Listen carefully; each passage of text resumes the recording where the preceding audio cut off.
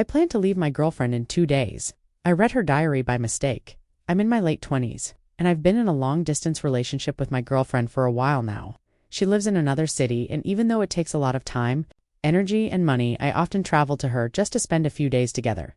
I thought it was worth it. I thought she was worth it. I was happy to make that sacrifice even when it tired me out or messed with my schedule. I just wanted to see her smile, to be near her, and to keep our relationship strong. Before we get into the sweet part, let me know where you're watching from in the comments. If you're watching us for the first time, hit that subscribe button and turn on the notifications so you never miss any new story. Now, I'm not like most people. I'm asexual, which means I don't feel sexual attraction. I told her this early in the relationship. I made it very clear. I even told her that if she ever felt like she needed to be with someone physically, she could go ahead.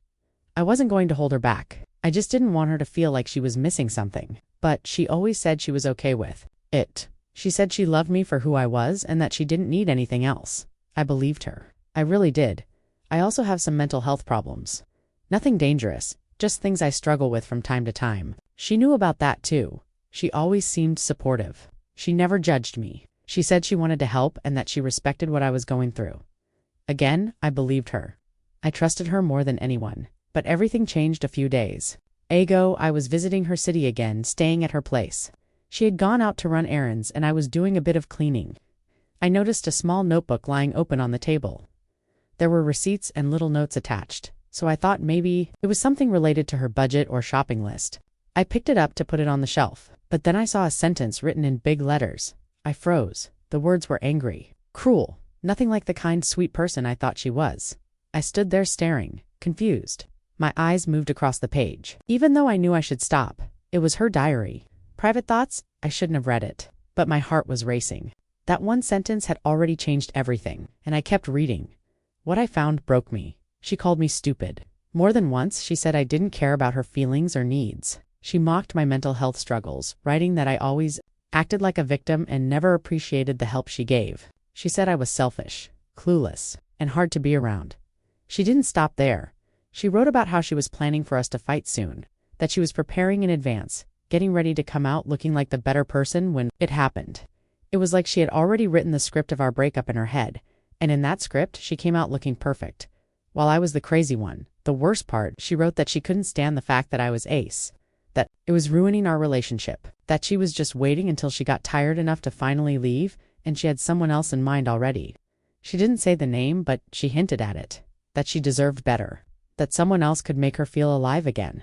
I was shaking. I sat down, holding the diary like it might bite me. It felt like I had been punched in the chest. Everything I believed about her, about us, felt like a lie. How could she smile at me, kiss me, act like she loved me, when she was writing these horrible things behind my back? I felt betrayed.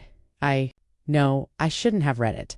Diaries are private. People write things they don't always mean, but the way she wrote, it wasn't just a few angry thoughts.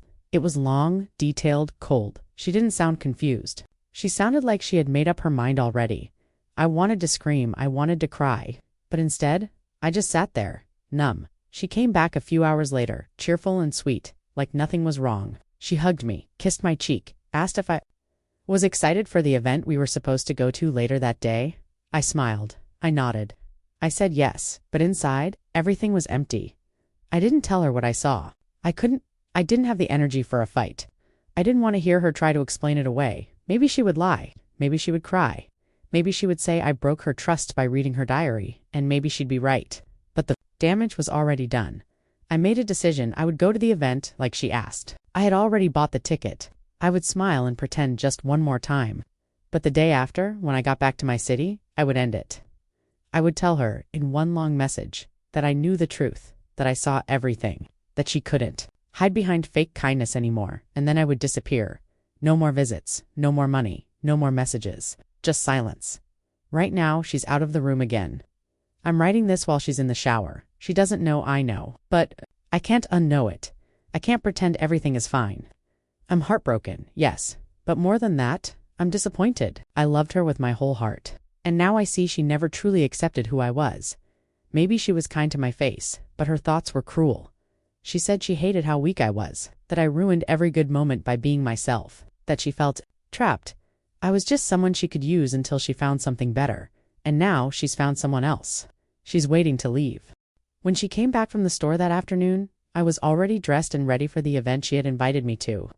I had to force myself to smile. Inside, I felt numb, like my chest was full of cold stones, not a heart. But she smiled at me like nothing was wrong, like everything was perfect, and I smiled back. That fake smile was harder than any real argument I've ever had. I don't know how I managed it, honestly. My hands were shaking when I handed her the event tickets I had already booked days ago. She kissed my cheek, said I was sweet. My stomach turned. How could someone say such terrible things about me in private, then act so loving in person? We walked side by side, and I kept thinking about that notebook, her handwriting. The words, stupid and selfish, burned in my mind. I wanted to ask her why. I wanted to scream. How could you write those things? How could you lie to me for so long?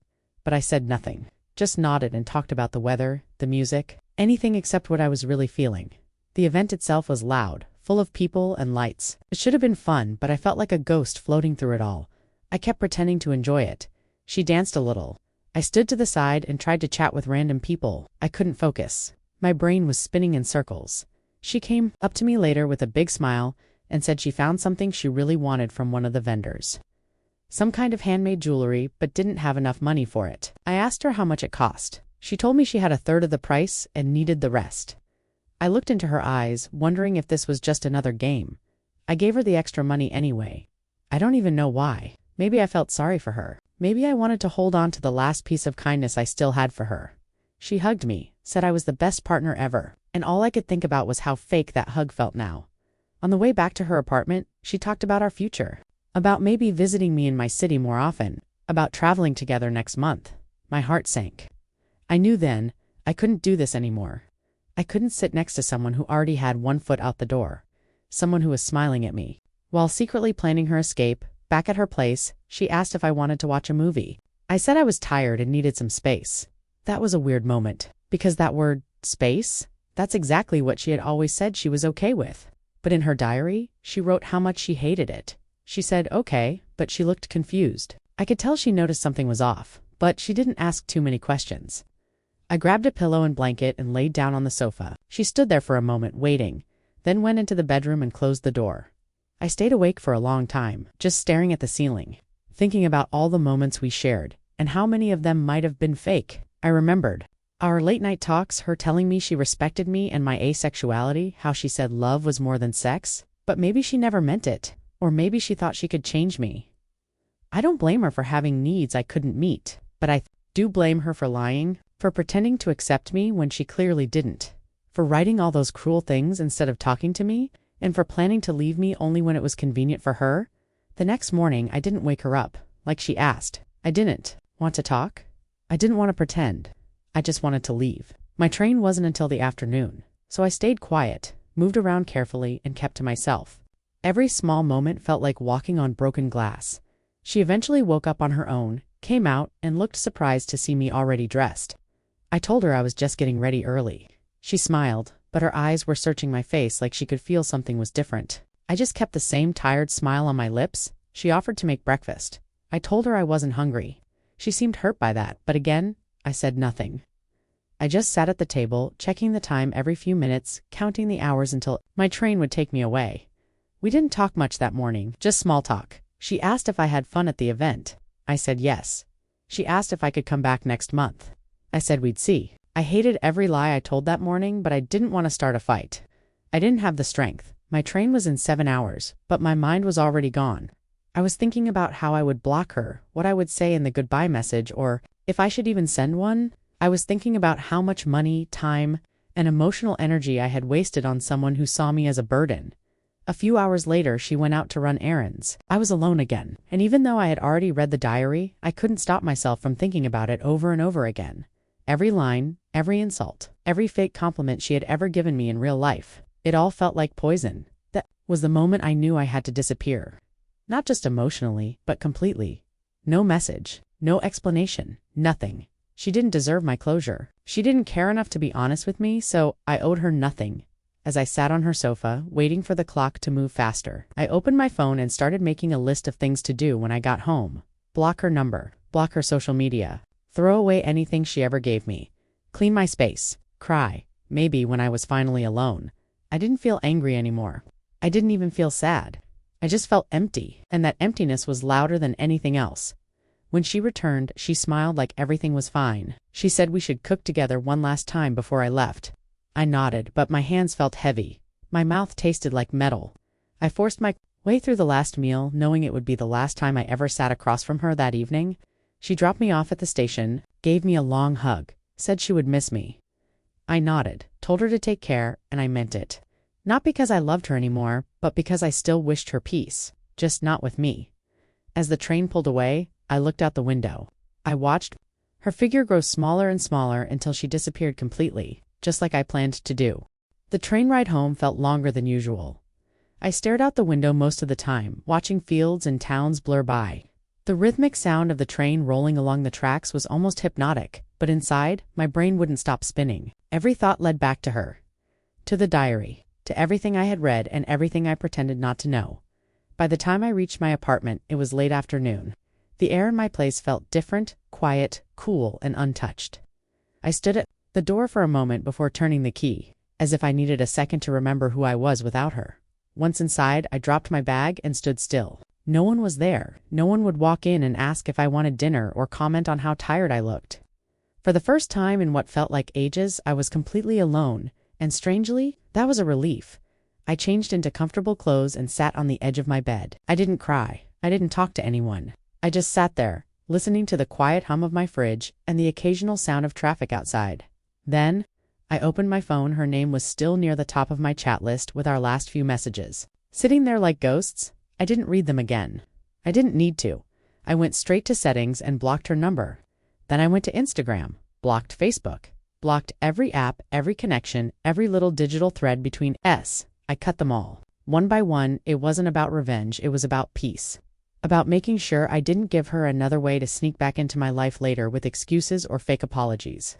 She had already told me how she really felt, even if it wasn't to my face. I took a deep breath when it was all done. My phone was quiet. For the first time in a long time, I wasn't waiting for a text from her after that. I walked into my bathroom, splashed water on my face, and stared at myself in the mirror. I didn't even recognize the expression I had.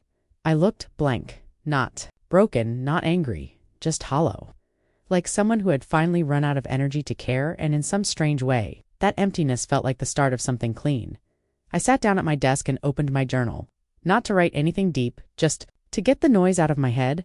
I wrote in bullet points. She lied. She called me selfish and stupid. She mocked my mental health. She's planning to leave me when she gets tired. I am not waiting around for that day. I'm out. After writing it down, I looked at those words for a long time. It still didn't feel real. How could someone say they loved you and write those things in secret? How could they look you in the eye and pretend everything was okay? I made a cup of tea and sat by the window.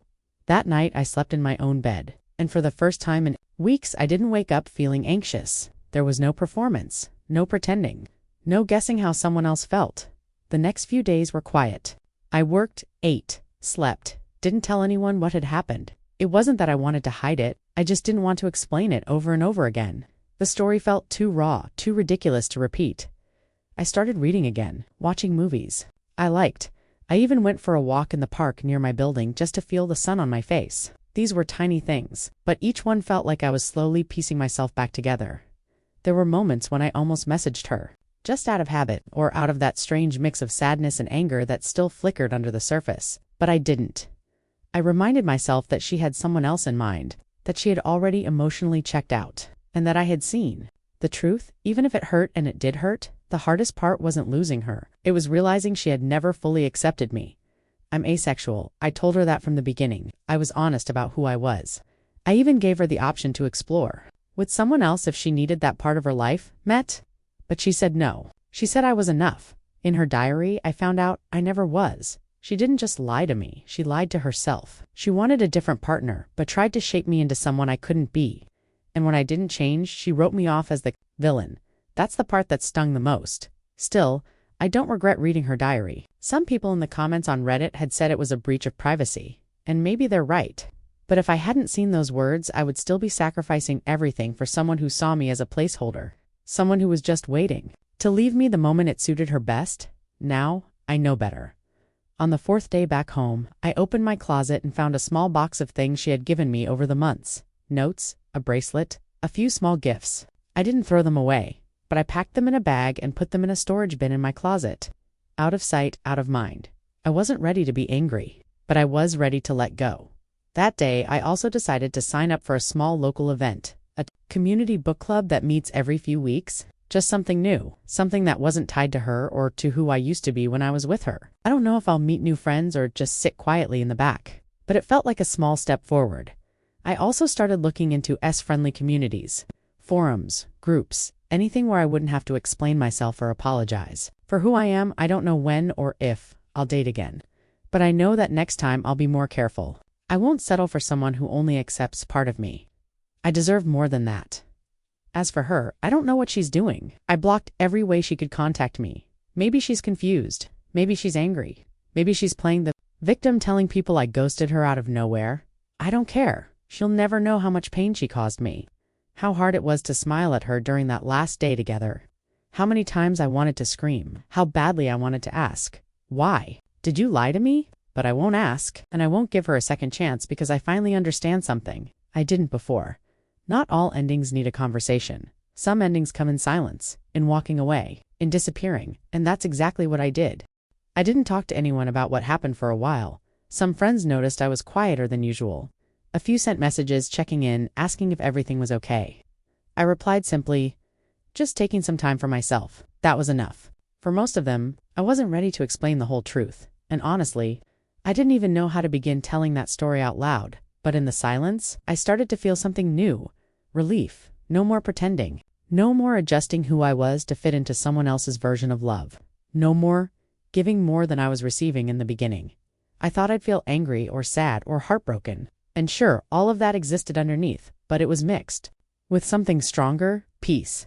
After months, maybe years of trying to hold something together that was never fully right, I finally let go. And the freedom that came with that. I didn't expect it to feel so quiet. So still, like I could breathe. Again, the little things helped. I reorganized my apartment, moved the couch, changed the bed sheets, threw away the old shampoo she used when she visited. I didn't need those reminders anymore. I wanted my space to be mine again, filled with my scent, my colors, my peace. I also deleted old photos, not in a dramatic way, just calmly, one by one. Some of them made me pause. A few even made me smile. But they were part of a lie now. A version of life I thought was real, but wasn't. Letting them go wasn't painful. It was necessary. One evening, I sat on my balcony with a cup of tea and realized I hadn't thought about her all day. Not once. That was the first time it happened, and it felt like a small victory. I started writing again. Not just journaling, but actual short stories. I hadn't done that in years. It felt good to create something out of my own mind that wasn't tangled up in memories or heartbreak. Writing gave me back control. It reminded me that I still had a voice.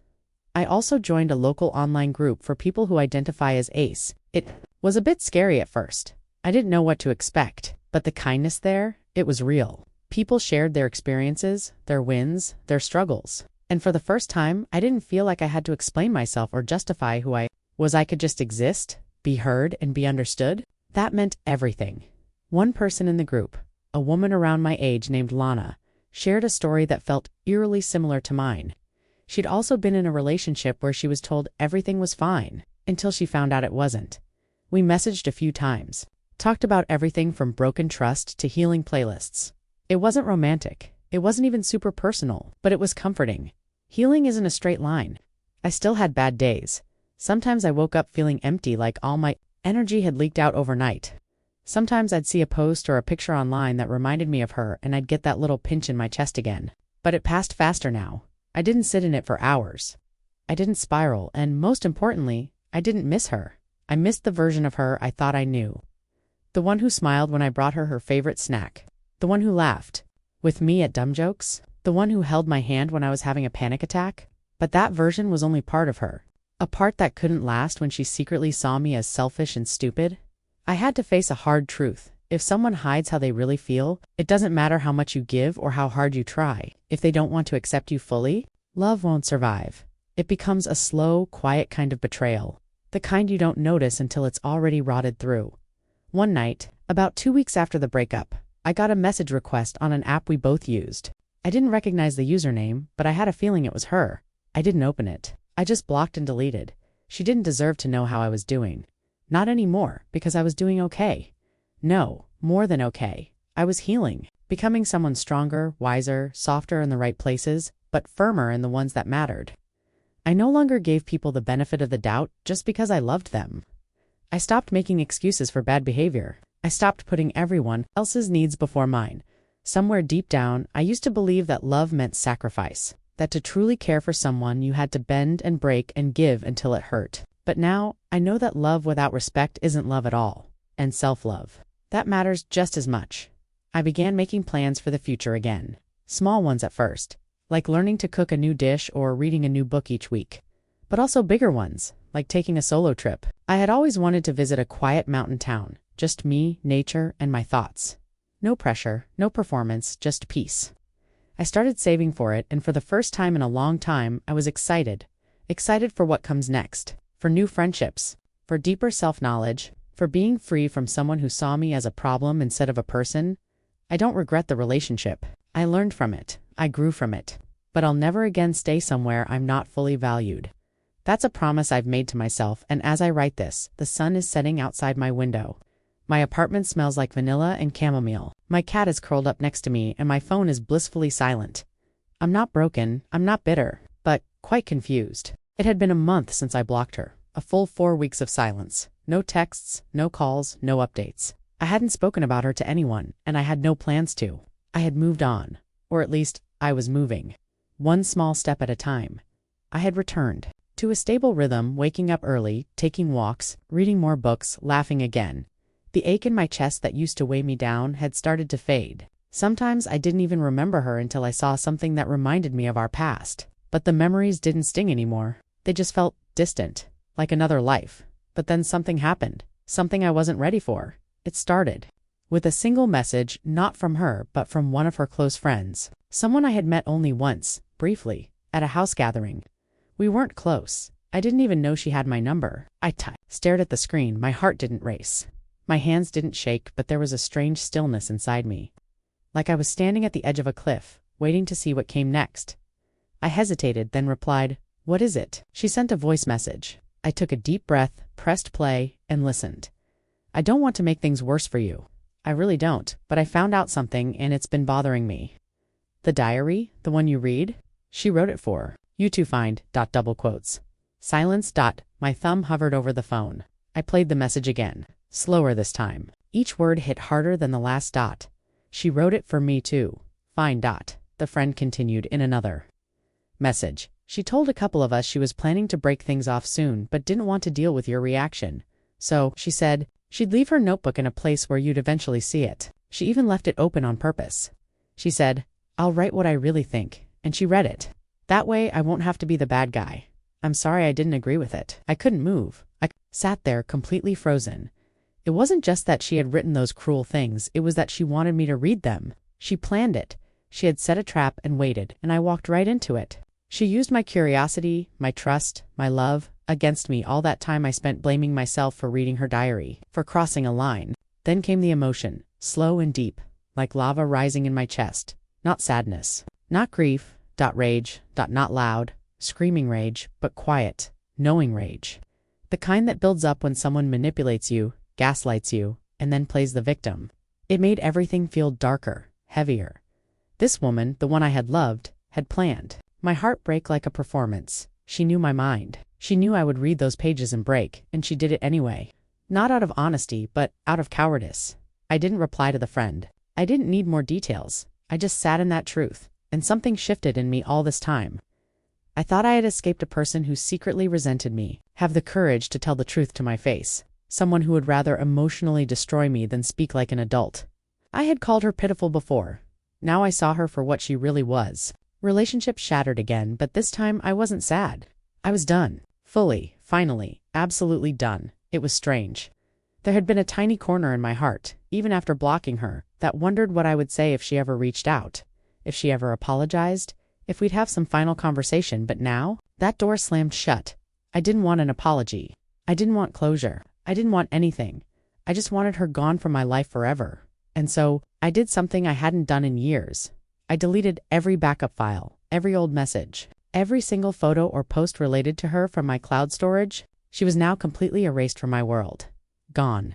The next morning I woke up feeling different, lighter, even after what I had learned. Because this time the pain didn't come from heartbreak, it came from clarity. The kind that frees you from ever making the same mistake again. That afternoon I booked my trip. A quiet village in the mountains, surrounded by pine trees and silence. Just nature, books, and time to breathe. The day before I left, I wrote in my journal, "You tried to break me. You tried to humiliate me behind my back and in secret pages. But I am still here. I still smile. I still wake up and care for myself. You didn't win. You just lost someone who loved you deeply. And you'll never find that kind of love again, not because people won't offer it, but because you won't know what to do with it." And I meant every word. A month later, I got a message through a different account. But the words were clear. "I didn't mean for things to go this way. I wish we could talk." I blocked it immediately. No response. No reaction. Just silence, because the real ending had already happened. The moment I found peace in walking away without needing her to see it, she thought I'd fall apart instead. I rebuilt myself from scratch, and this time, I know exactly who I am. Thank you for watching. Don't forget to like, share, comment, and subscribe to the channel for more of these stories.